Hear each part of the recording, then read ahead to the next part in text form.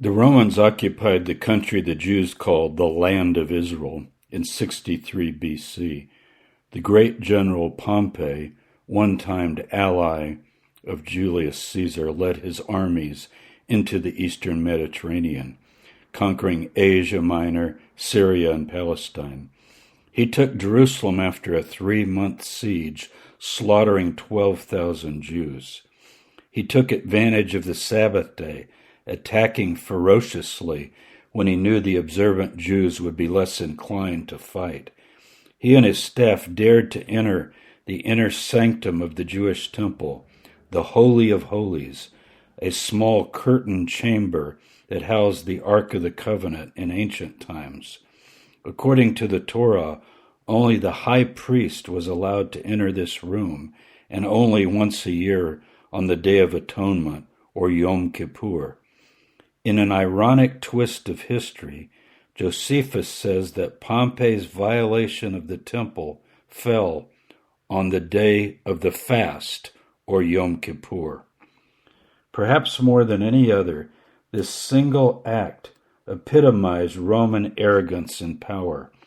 How could it be that the God of Israel, whom the Jews daily worshipped as master of the world, was unable to protect his own sanctuary on the most holy day of the Jewish year? Political and military power is one thing, but religious humiliation quite another. The Jewish prophetic vision of a Messiah king who would rule the land of Israel and eventually all the nations of the world never looked more hopeless. Pompey's conquest of the East brought incalculable wealth to Rome in the form of war booty and new taxes.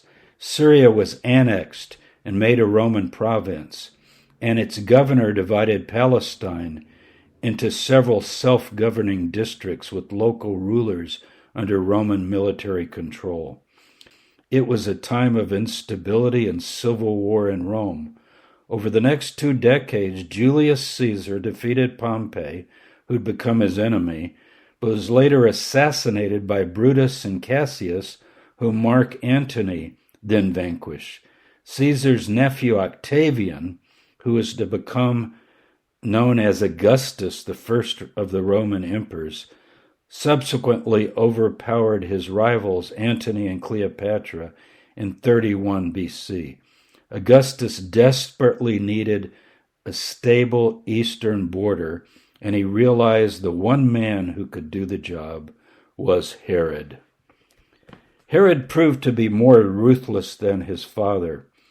We know him as Herod the Great because he was the first of a dynasty of his descendants who ruled in Roman Palestine down to 100 AD. He might just as well be called Herod the Horrible in view of the cruelty and oppression that characterized his long reign. Herod was determined to be king of the Jews and sole ruler of the land of Israel. In 4 BC, he had traveled to Rome and managed to convince Antony and Octavian, who were still allies at that time, to declare him king of Judea. They recognized that Herod was the only one capable of solidifying rule in Palestine and standing with them against the Parthians, who had invaded from the east. At his coronation, Herod offered sacrifice to Jupiter on the Capitoline Hill, flanked by Octavian and Antony. He returned to the land of Israel and began to subdue Galilee in the north, moved south into Samaria, and finally, with legionary support, he laid siege to Jerusalem. He ruthlessly slaughtered all who opposed him, and in the summer of 37 BC, Herod finally consolidated his rule and officially occupied his bloodied throne as, quote, King of the Jews, unquote. Herod's mother was an Arab, and his father, Antipas, was a foreigner from Idumea to the east. And although they had converted to Judaism, the native population considered them illegitimate. Herod married Miriam, who was a descendant of the family of priests known as Hashmoneans or Maccabees. Although her family could not claim Davidic descent, they did rule the country during a tiny window of independence from around 165 BC until the Romans arrived in 63 BC. They formed a royal dynasty and put the title king on their coins. There's a certain mystique attached to this priestly family that had successfully expelled the Syrians from the land of Israel 100 years earlier. Herod the half-Jew thought he might achieve a bit more legitimacy for the title he coveted with the beautiful Mariamne by his side. In 31 BC, there was a devastating earthquake in Judea that left 30,000 dead. Those who despised Herod and all he represented saw it as the beginning of God's judgment upon the Jews for accommodating themselves to Roman rule. Octavian defeated Antony in the same year, and one of his first acts as the new Emperor Augustus was to confirm Herod's title, King of the Jews.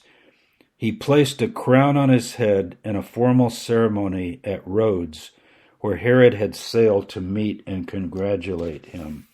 One of Herod's first acts was to execute 45 of the 70 members of the Jewish Sanhedrin, the council in charge of Jewish legal affairs.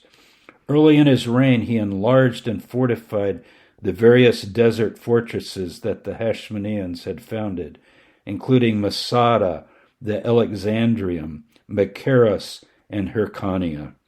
He supplied them with arms, food, and water as potential places of refuge for his family in a time of crisis.